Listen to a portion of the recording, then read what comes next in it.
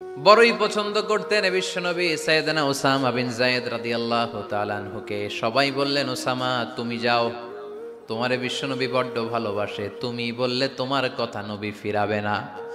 সাইয়েদনা Osama যে বললেন, ইয়া রাসূলুল্লাহ, সবাই মিলে আমারে পাঠিয়েছে যেন আমি সুপারিশ করি।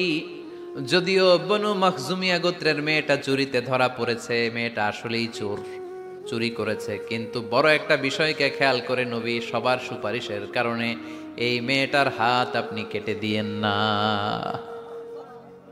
এই কথা বলার সাথে সাথে বিশ্বনবীর চেহারাটা আগুনের গোলার মতো লাল হয়ে গেল। ক্ষেপে গেলেন বিশ্বনবী, রেগে গেলেন, আর বললেন, এত বড় সাহস কোত্থেকে পেলে ওসামা? এটা তো আল্লাহর আইন, চোর চুরি করলে হাত কাটো কার আইন? বাংলাদেশে যদি এই আইন চালু হয়, চোর খুঁজে পাওয়া যাবে? দেশের টাকা যারা চুরি করে এদেরকে পাওয়া যাবে? পেঁয়াজের দাম যারা বাড়ায় এদের খুঁজে পাওয়া যাবে? মজুদদারদেরকে আর খুঁজে পাওয়া যাবে না, সব চোর মানুষ হয়ে যাবে, ঠিক কিনা? একটা বিচার যদি করে, সরাসরি সম্প্রচার, সব টিভিতে লাইভ ব্রডকাস্ট আমরা দেখলাম চোরের হাত কাটতেছে কিভাবে, এরপরে চুরি করার আগে 10 বার ওর আত্মা কেঁপে উঠবে। রাসূল সাল্লাল্লাহু আলাইহি ওয়াসাল্লাম বললেন, এটা আল্লাহর আইন, কেমন করে তুমি সুপারিশ করো আল্লাহর আইন থামানোর জন্য? লাউ কানা ফাতিমাতু বিনতে মুহাম্মাদিন সারাকাত লাকাতা মুহাম্মাদুন ইয়াদাহা। আজকে আমার কলিজার টুকরা নয়নের পুটুলি ফাতেমাও যদি চুরিতে ধরা পড়তো, আমি ফাতেমার হাতটা কেটে দিতে 1 সেকেন্ডও দেরি করতাম না। আমার মেয়ে ফাতেমাও যদি চুরি করতো, আমি হাত কেটে দিতে দেরি করতাম। রেগে যেতেন প্রচন্ড, এমনি রাখতেন না। কেউ আক্রমণ করলে ব্যথা দিলে, কষ্ট দিলে রাখতেন না। কিন্তু আল্লাহর জমিনে আল্লাহর বিধান যখন লঙ্ঘিত হতো, আল্লাহ রাসূল সাল্লাল্লাহু আলাইহি ওয়াসাল্লাম রেগে যেতেন। তাহলে কোথায় রাগ করবেন আর কোথায় করবেন না বোঝা গেছে তো? সব জায়গায় রাগ করা যাবে? এজন্য মুত্তাকিনদের 2 নাম্বার বৈশিষ্ট্য, ওয়াল কাযিমিনাল গায়যা।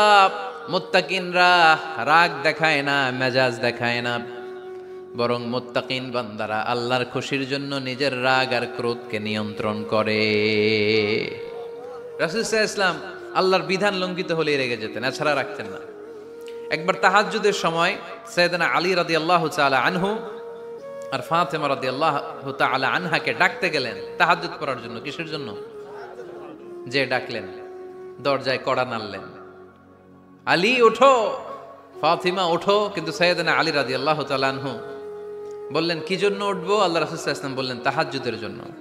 আলী রাদিয়াল্লাহু তাআলা আনহু একটু কৌশল করে বললেন, আমাদের রুহু তো আল্লাহর হাতে। রুহু কার হাতে? আল্লাহ যখন রুহু ফিরাই দিবে তখন ঠিকই উঠবো, পড়বো তাহাজ্জুদের নামাজ, পড়বো, রুহুটা ফিরে আসুক, পড়বো। একটু কৌশল করলেন। তো রাসূল সাল্লাল্লাহু আলাইহি ওয়াসাল্লাম এই কৌশলটারে পছন্দ করলেন না। রাসূল চাইছেন আমি বলা মাত্রই যেন উঠে যায়। রাসূল সাল্লাল্লাহু আলাইহি ওয়াসাল্লাম তখনও রেগে গেলেন। বুখারীর বর্ণনা, তিনি ফিরে আসতেছিলেন আর রাগে নিজের রানের মধ্যে চাপড়াচ্ছিলেন এরকম, ওয়াকারাল ইনসানু আকসারা শাইইন জাদালা। আরে মানুষ কত ঝগড়া করতে জানে, আরে মানুষ কত তর্ক করতে জানে, মানুষ যে কত ঝগড়া করে, মানুষ যে কত তর্ক করে, নিজের উপর নিজে ঝাল মিটাচ্ছিলেন রানের মধ্যে চাপড়াতে চাপড়াতে। সুবহানাল্লাহ পড়েন। আক্রমণ করলে রাখতেন না, ওটের নারী ভুঁড়ি চাপিয়ে দিলে রাখতেন না, কিন্তু ধর্মীয় বিধান লঙ্ঘিত হলে বিশ্বনবী রেগে যেতেন। চিল্লা এখন সুবহানাল্লাহ।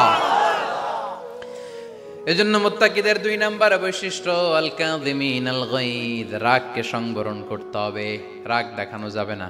রাগ দেখাবেন, কি করবেন?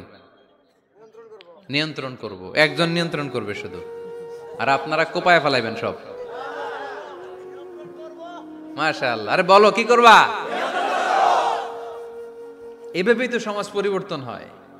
শুনতে হবে তো আমার কথা, শুনতে হবে, জানতে হবে, দেন মানতে হবে। পরিবর্তনটা আস্তে আস্তে হয়। এই গুণে ধরা সমাজ এমনি নষ্ট হয় নাই, দীর্ঘদিনে নষ্ট হয়েছে। এটা ঠিক করতে হইলে আমাদের দীর্ঘ সময় লাগবে, দীর্ঘদিন লাগবে, অনেক ঘাম ঝরাতে হবে, অনেক পথ যেতে হবে, মাইলস টু গো, ঠিক কিনা? তাহলে রাগ দেখানো যাবে না। রাগকে কি করব? কন্ট্রোল করব। সবাই রাজি?